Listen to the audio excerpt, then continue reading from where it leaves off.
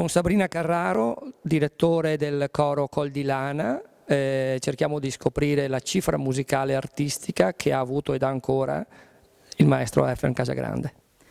Il maestro Efrem Casagrande sicuramente è uno dei nostri più grandi concittadini, dovremmo ricordarcene molto di più.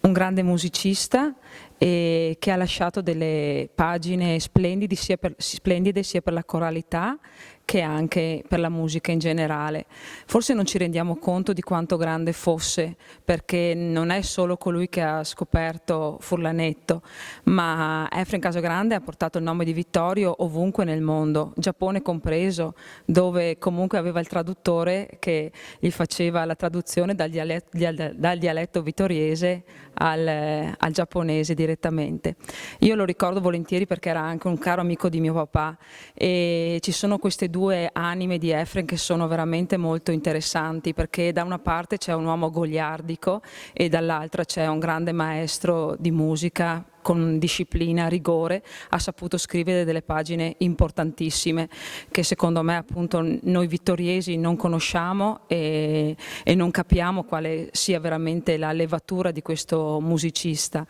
Io lo ricordo proprio come amico di papà, un amico di famiglia, e quando anche col coro Col di Lana facciamo dei brani suoi sono sempre una scoperta tutte le volte che li eseguiamo, perché dietro ogni nota che lui ha scritto, che lui ha messo, c'è una grande mano, c'è una grande sensibilità e c'è un grande musicista. Ecco, secondo me dovremmo ricordarlo così.